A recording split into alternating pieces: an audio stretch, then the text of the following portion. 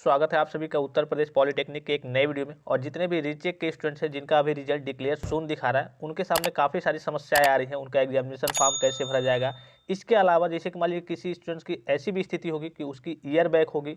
अब मान लीजिए कि वो सेकेंड ईयर का स्टूडेंट था, अब वो फाइनल ईयर में जाने वाला था और उसकी ईयर बैक लगी है इस बार। तो वो इस केस में थर्ड सेमेस्टर की तैयारी करेगा या फिर फिफ्थ सेमेस्टर की तैयारी करेगा, इसलिए उसको तो मालूम नहीं है कि उसने रीचेक इसीलिए कराया है कि हाँ कुछ सब्जेक्ट क्लियर हो जाए तो मेरी ईयर बैक हट जाए। जब ईयर बैक हट जाएगा तो मान लीजिए वो फिफ्थ सेमेस्टर में चला जाएगा। अगर ईयर बैक नहीं हटता है तो उसे थर्ड सेमेस्टर का ही एग्जाम देना होगा। तो ये कह लीजिए कि एक तरीके से उन स्टूडेंट्स के लिए काफ़ी कह लीजिए कि परेशानी की स्थिति है कि वो कैसे सारी चीज़ों को मैनेज करेंगे और इनका रिजल्ट कब तक डिक्लेयर होगा, रिजल्ट की स्थिति क्या रहने वाली है। जैसे कि अगर मान लीजिए कि आपकी बैक लग गई है, रीचेक का रिजल्ट डिक्लेयर हो गया है, तब तो आपको मालूम चल गया है कि हाँ चलिए मेरी बैक लग गई है। अब अगर इवेंट सेमेस्टर में लगी है तो उसका एग्जाम इवेंट सेमेस्टर में जाकर के होगा, अगले इवेंट सेमेस्टर में होगा। अगर आपकी पिछली कोई और सेमेस्टर की बैक है तो वो आपका इसमें हो जाएगा। जिनकी स्पेशल बैक लग चुकी है उनको भी मालूम है कि चलिए उनका और सेमेस्टर का यानी कि इसी में उनका एग्जाम, जिनकी स्पेशल बैक लग गई है यानी कि जो पास आउट हो चुके हैं, सिक्स सेमेस्टर का एग्जाम इस बार दिए थे, उनकी बैक वगैरह लग गई है, रीचेक में उनका क्लियर नहीं हुआ, तो उनका भी एग्जाम इसी में होने वाला है। लेकिन जिनका रीचेक का रिजल्ट डिक्लेयर सून दिखा रहा है, उनके रिजल्ट की स्थिति अभी क्लियर नहीं हुई है, वो कैसे सारी चीज़ों को मैनेज करेंगे। तो देखिए यहाँ पे बीटीपी की ऑफिशियल नोटिस थोड़ा सा देखते हैं। यहाँ पे ये सारी चीज़ें तो आपको मालूम चल गई होंगी कि हाँ 18 से लेकर के 22 दिसंबर तक ऑनलाइन परीक्षा फॉर्म भरे जाएंगे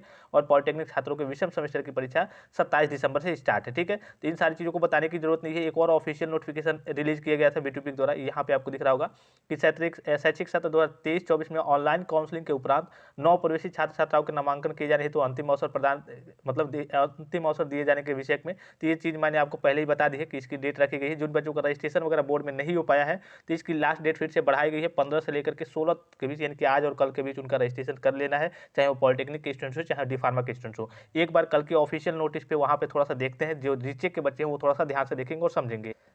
इसी नोटिस में यहाँ पे थोड़ी-सी आपकी रिजल्ट की स्थिति भी दिख रही है कि हाँ, आपकी रिजल्ट की स्थिति जो है, मतलब कि आपका रिजल्ट पहले जारी होगा एग्जामिनेशन फॉर्म के या फिर बाद में जारी होगा। तो यहाँ देखिए, यहाँ यह भी अवगत कराना है कि जिन छात्र-छात्राओं का सम सेमेस्टर वार्षिक बैक पेपर परीक्षा जून 2023 के पुनर्मूल्यांकन का परीक्षा परिणाम अभी घोषित नहीं हुआ है, उनके पुनर्मूल्यांकन से संबंधित विषय परीक्षा फॉर्म में बैक पेपर में प्रदर्शित होंगे एवं पुनर्मूल्यांकन यानी रिवोल्यूशन परीक्षा का परिणाम घोषित होने के पश्चात यदि पुनर्मूल्यांकन से संबंधित बैक पेपर क्लियर हो जाता है तो छात्र छात्राओं के एडमिट कार्ड में पुनर्मूल्यांकन से संबंधित विषय को बैक पेपर से हटा दिया जाएगा। चूंकि परीक्षा प्रारंभ होने में बहुत ही अल्प समय बचा है, अतः किसी भी दशा में परीक्षा फॉर्म की तिथि विस्तारित नहीं की जाएगी। और यहाँ पे जो चीज़ कही जा रही है उसको देख करके यही लगता है कि आपका एग्जामिनेशन फॉर्म पहले भरा जाएगा और उसके बाद से आपका रीचेक का रिजल्ट डिक्लेयर होगा। अब मान लीजिए 27 से एग्जाम है और आपका कह लीजिए कि यहाँ पे 22 तक आपका एग्जामिनेशन फॉर्म भरा जा रहा है, तो हो सकता है 23 को, 24 को, 25 को, एक बार मुझे भी याद है पिछली बार की स्थिति की बात करें या फिर उसकी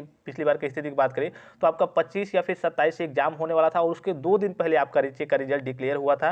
तो ये सारी स्थिति रहती है बीटीपी में। यहाँ पे सीधे शब्दों में इस चीज़ को देख करके यही लगता है कि अभी जो रीचेक का कार्य है वो कंप्लीट नहीं हुआ है, अभी काफ़ी सारे कार्य बाकी हैं और उसमें भी ये सारी चीज़ें आ गई कि जो बच्चे जिनका नामांकन नहीं हुआ है पहले से, तो फिर से 2 दिन वो डेट रखी गई है 16 तक। उसके बाद से आपके एग्जाम की जो सेंटर लिस्ट बनती है वो तैयार की जाएगी, आपका टाइम टेबल तैयार करना है, वो सारी चीज़ें ऑलमोस्ट टाइम टेबल आपका करिए कि आज कल में या फिर हो सकता है जब भी रिलीज हो जाए। ठीक है, वो सारी चीज़ तो मैनेज की जा चुकी हैं। तो इस बीच ये सारे भी कार्य आ गए हैं, तो हो सकता है आपका रीचेक का कार्य थोड़ा सा डिले हो जाए। और यहाँ पे जो स्थिति बताई जा रही है कि आप अपने एग्जामिनेशन फॉर्म में भर लीजिए, वो बैक पेपर के रूप में शो होगा और उसके बाद से ही आपका रिजल्ट डिक्लेयर होगा और उसके बाद से आपका जब एडमिट कार्ड आएगा तो उसमें से अगर आपका क्लियर हो गया होगा तो आपका एडमिट कार्ड से वो सब्जेक्ट हटा दिया जाएगा। तो ये इस स्थिति को देख करके, इसको देख करके यही लगता है कि जो आपका रीचेक का रिजल्ट है वो कब आएगा, आपके एग्जामिनेशन फॉर्म भरने के बाद आएगा। इस चीज़ को देख करके लगता है, आप भी खुद सोच सकते हैं, इसलिए कि यहाँ पे ये सारी चीज़ इसी तरीके से मेंशन है कि यहाँ पे एग्जामिनेशन फॉर्म भरिए, उसमें आपका सब्जेक्ट बैक पेपर के रूप में शो होगा। लेकिन जिन बच्चों की ईयर बैक लगी है उनके सामने कई प्रकार की